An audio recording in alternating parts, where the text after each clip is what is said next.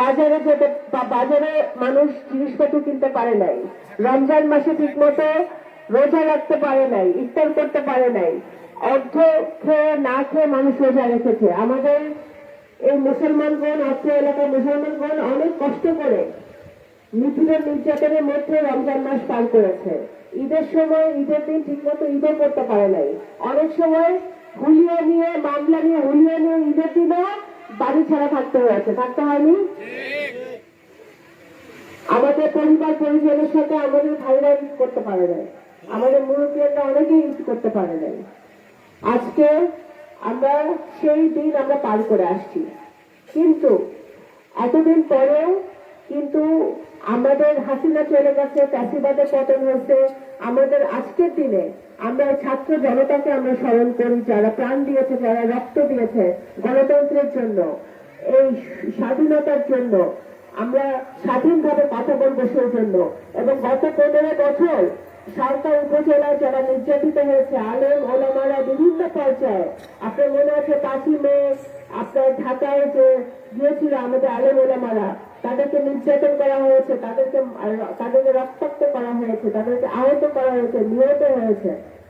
এই সকল সরকার উপজেলা আলেম ওলামা যারা আছেন, সকল পর্যায়ে যারা আছেন, যারা গত 15 বছর আওয়ামী লীগের আমলে নিষ্পেষিত নির্যাতিত হয়েছেন, যাদেরকে আমরা হারিয়েছি এবং যারা এখনো আমাদের মাঝে আছেন, তাদের সকলকে আমি আজকে স্মরণ করছি।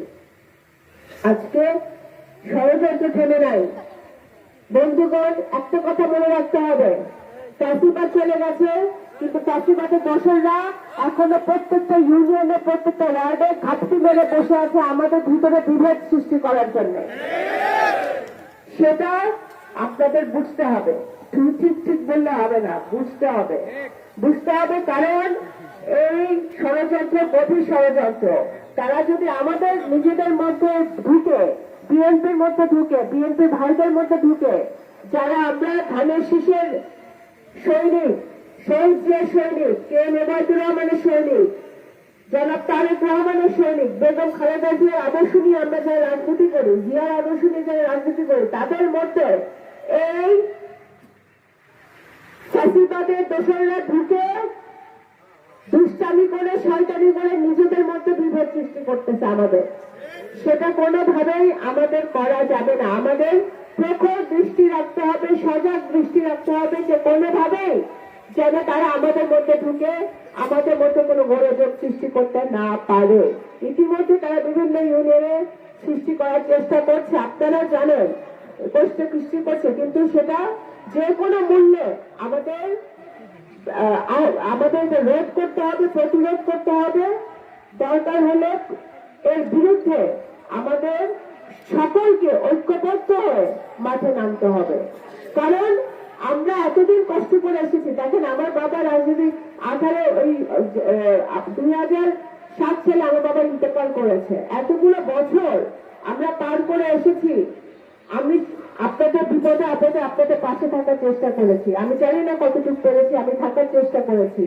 কিন্তু আজকে যখন আমরা বিজয়ের দ্বার প্রান্তে, আমাদের কি দরকার? আমাদের একটা সুষ্ঠু ভোটের দরকার, নাকি? এই ভোট আমরা 2018 সালের ভোটের কথা সবাই বললো। এই 2018 সালে আমরা কেউ ভোট দিতে পারি নাই। আমরা ডাইনাবায় যারা বসে আছে, আমার সামনে যারা আছে, তারা অনেকেই কিন্তু 2018 সালে পালায় বেড়াতে হয়েছে, অনেকেই কিন্তু জেলখানায় যাইতে হয়েছে। সালতা উপজেলা সভাপতি তখন জেলে ছিল, হ্যাঁ, সেটা সঠিক, সেটা বলতে হবে, বাস্তব কথা। সেইটা ছিল। আজকে সেই দিন আমরা পারে 2014 সালের বিনা ভোটের নির্বাচন আমরা দেখছি, যেখানে ভোট কেন্দ্রে কুকুর বিড়াল ছাড়া কাউকে দেখা যায় না। আবার এই যে 7 জানুয়ারি নির্বাচন করছে, আমি দামি নির্বাচন, মানে আওয়ামী লীগের প্রার্থী, আবার দামিও আওয়ামী লীগ, দেখছি না আমরা 7 জানুয়ারি নির্বাচন। এই নির্বাচন করে এই ফ্যাসিবাদী সরকার কিন্তু টিকে থাকতে পারে নাই। জনগণ নিষ্পেষিত হতে হতে হতে হতে আমাদের জনগণের পিঠ দেয়ালে থেকে গেছে।